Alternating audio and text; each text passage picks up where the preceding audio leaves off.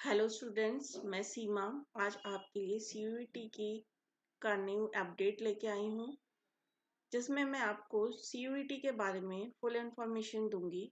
क्योंकि जो सीयूईटी का फॉर्म है वो कल लाइव हो चुका है और मैं आज आपको उसके बारे में सारी अपडेट्स बताने वाली हूँ।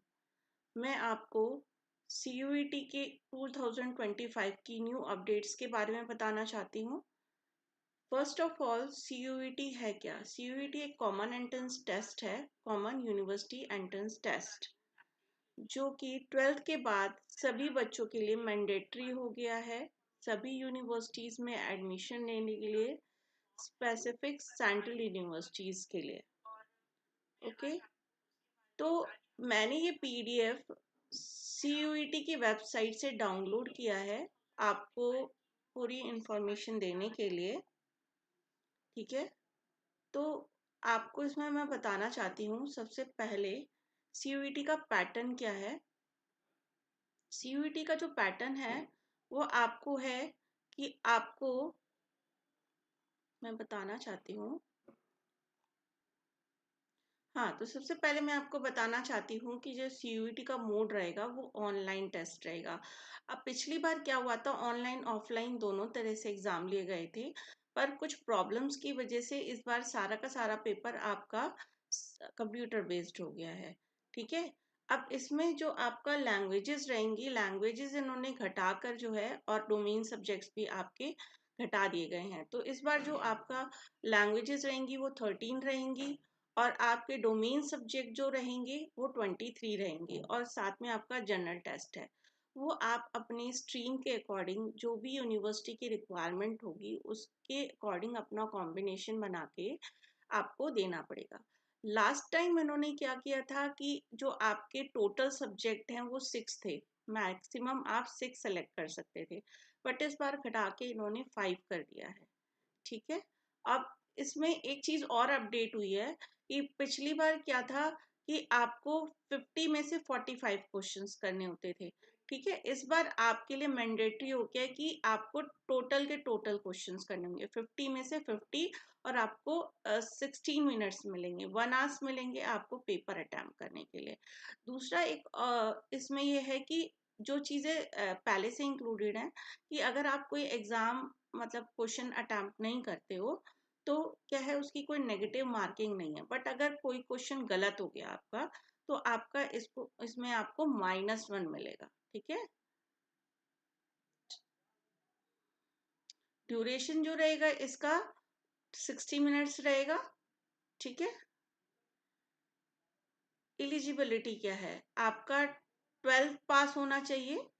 ठीक है, और 12th में आपका क्या है, कम से कम नहीं तो 50% होनी चाहिए।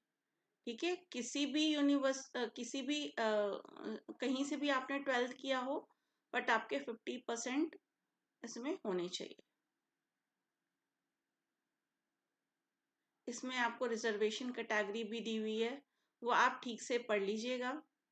ठीक है, अलग अलग, क्योंकि इतनी लंबी वीडियो मैं आपके लिए बना नहीं सकती, तो ये सारी चीजें आप पढ़ लीजिएगा। ठीक है, हाँ, दूसरा है जो आपका एग्जाम डेट है। ठीक है, वो 8 मई से लेकर 1 जून तक रहेगा।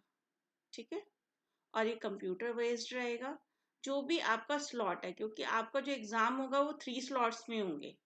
ठीक है, तो वो 3 स्लॉट की नोटिफिकेशन अभी आई नहीं है, तो वो आपको आगे अपडेट कर दी जाएगी।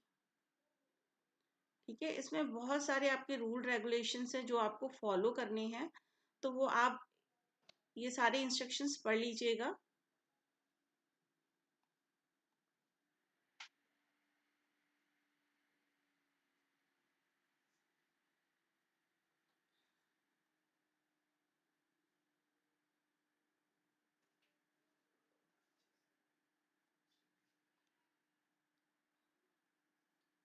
इसमें इसमें इन्होंने कुछ सब्जेक्ट्स इन्होंने कम कर दिए हैं।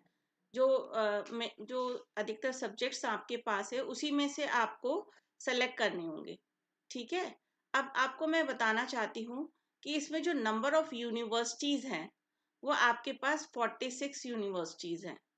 मैं बताना चाहूंगी, फर्स्ट आपका जैसे इलाहाबाद यूनिवर्सिटी होगी, आसाम यूनिवर्सिटी होगी, बाबा साहेब भीमराव अंबेडकर यूनिवर्सिटी होगी, बनारस हिंदू यूनिवर्सिटी होगी। ऐसी बहुत सारी यूनिवर्सिटीज आपकी सेंट्रल यूनिवर्सिटीज हैं जो कि गवर्नमेंट की यूनिवर्सिटीज हैं। और अगर आप, मैं तो आपको बोलना चाहती हूँ, अगर आपको कोई यूनिवर्सिटी सेलेक्ट करनी है तो एक या दो मत फिल कीजिएगा। जो भी आपके पास स्ट्रीम है, लाइक आपके पास आर्ट्स है, कॉमर्स है या साइंस है, तो इसमें कौन कौन से कोर्सेज है जिसके लिए आप जाना चाहते हो, उसके अकॉर्डिंग आपको सारी चीजें सर्च करनी चाहिए।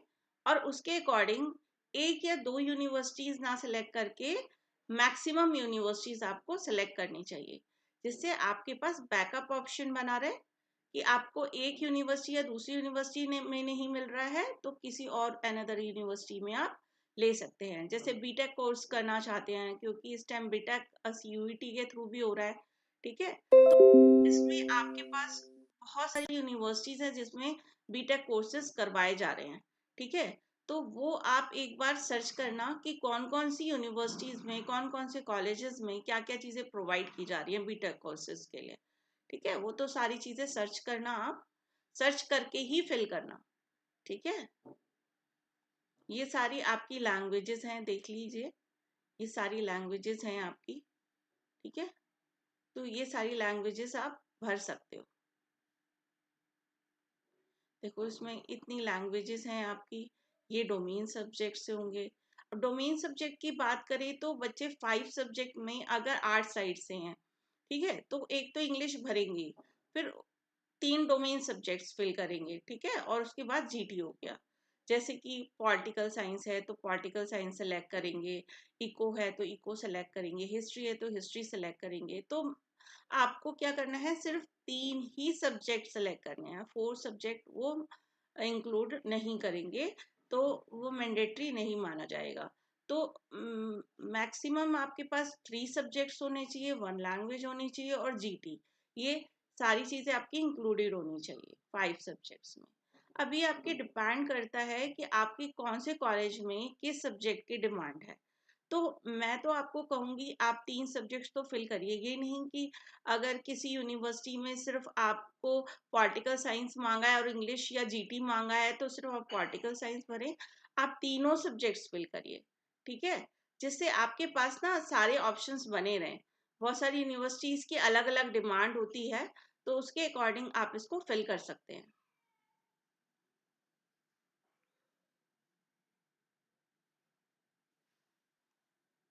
ये देखो, इतने सारे, ये सारी लिस्ट है जहां पर आपके एग्जाम कंडक्ट होंगे। तो जब आप फॉर्म फिल कीजिए तो हो सकता है कि आपका जो नियर बाई लोकेशन में पड़े, क्योंकि ये डिपेंड करता है कि आप जितनी जल्दी आप अपना फॉर्म फिल कर रहे हो, उस पर भी डिपेंड करता है कि आपका सेंटर कहाँ पर पड़ेगा। तो मैं आपको कहूंगी कि जितनी जल्दी हो सके आप अपना फॉर्म फिल कीजिए, ठीक है, डिले मत कीजिए उसको, ठीक है।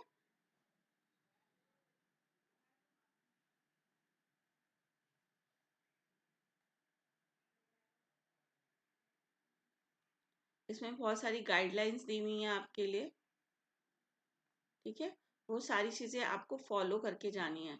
जैसे कि आप एग्जाम्पल के तौर पर सेंटर में अगर आप एंटर करते हैं तो 1 आवर्स पहले आप वहां पर होने चाहिए, मतलब 1 आवर्स पहले ही आप वहां पर होने चाहिए। तो आप टाइम से पहले अपना वहां पे जाना पॉसिबल कीजिए कि आप वहां पर पहुंच जाए, ठीक है।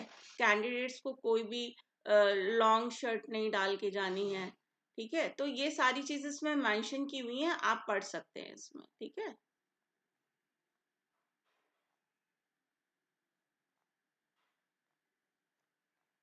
ओके।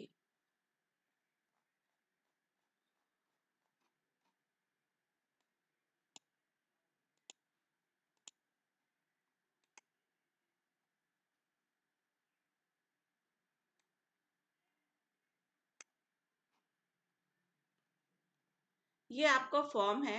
अब नेक्स्ट क्लास, नेक्स्ट जो आप, मैं लाइव स्ट्रीम करूंगी वो इस फॉर्म के ऊपर करूंगी आपको। और कोई भी बच्चा अगर इसमें पार्टिसिपेट करना चाहता है तो कर सकता है। इसमें कोई चार्जेस नहीं है, फ्री ऑफ कॉस्ट है। ठीक है। इसके अलावा आपको सीयूईटी में किसी भी तरह की दिक्कत आ रही है तो आप मेरे कमेंट बॉक्स में डाल सकते हैं। मैं नेक्स्ट जो भी आपका लाइव स्ट्रीम लूंगी इसके अकॉर्डिंग लूंगी या वीडियो शेयर करूंगी जिससे आपकी जो भी प्रॉब्लम है वो निकल सके। ठीक है। आपको प्रिपरेशन कैसे करनी है? प्रिपरेशन, अगर मान लो कोई बच्चा साइंस स्ट्रीम का है तो आपको पता है कि जेई का एग्जाम का पैटर्न और सीयूईटी का पैटर्न अलग होता है। ठीक है। तो आपको क्या करना है, आपको उसके लिए, अगर आप साइंस स्टूडेंट है, बहुत अच्छा स्कोर कर रहे हैं, बहुत अच्छा है, तो आप क्या कर सकते हैं कि आप ऑनलाइन पेपर्स भी ले सकते हैं। ठीक है। टेस्ट पेपर आप कहीं से भी परचेज कर सकते हैं, जैसे करियर लॉन्चर हो गया, आईएमएस हो गया, वहां से परचेज करके अपनी प्रैक्टिस स्टार्ट कर सकते हैं। ठीक है। और जितनी ज्यादा आप इसमें प्रैक्टिस करेंगे आपके डाउट्स उतने क्लियर होंगे, क्योंकि एक रिटन एग्जाम में और एक एमसीक्यू टाइप जो आप पेपर देते हैं उसमें बहुत बड़ा डिफरेंस होता है। स्पीड मेंटेन करना, है ना, नंबर ऑफ क्वेश्चंस करना, क्योंकि देखो इसमें इस बार कोई आपको चॉइस नहीं है, आपको 50 क्वेश्चंस करने ही हैं। ठीक है। तो आपको उस हिसाब से प्रिपेयर करना है कि आप 60 मिनट्स में 50 क्वेश्चंस पूरे कर सको और एक्यूरेसी के साथ कर सको। तो इसके लिए बहुत ज़्यादा प्रैक्टिस की ज़रूरत है। तो अगर आपको किसी भी तरह की आगे दिक्कत आ रही है इसमें भी, तो मैं इसमें भी आपकी हेल्प करूंगी। ठीक है। तो आप मेरे कमेंट बॉक्स में डाल सकते हो, नेक्स्ट वीडियो में उसके अकॉर्डिंग आपको बताऊंगी। और इसके अलावा भी पर्सनल कोई भी आपको उसमें प्रॉब्लम आ रही है, मैं आपको स्पेशली गाइड करूंगी। ठीक है। तो आप मुझे अपना नंबर शेयर कर सकते हैं, तो अगर आप करना चाहे तो। ठीक है। तो मैं आपको हर तरीके से गाइड करूंगी जितना मेरे से पॉसिबल हो पाएगा। ठीक है। किसी यूनिवर्सिटी में आपको कुछ कंफ्यूजन हो रही है, किसी भी तरह का डाउट हो रहा है, सब्जेक्ट सिलेक्शन में कोई प्रॉब्लम हो रही है, जैसे साइंस स्ट्रीम वाले स्टूडेंट्स हैं, मान लो अब वो बीटेक में जा रहे हैं। ठीक है। तो अब उनका ये है कि भाई अब तो 5 सब्जेक्ट्स ही लेने हैं। ठीक है। और आपको पता है कि कंपटीशन इतना तगड़ा है इस बार, 20 लाख से ऊपर स्टूडेंट्स पार्टिसिपेट कर रहे हैं। ठीक है।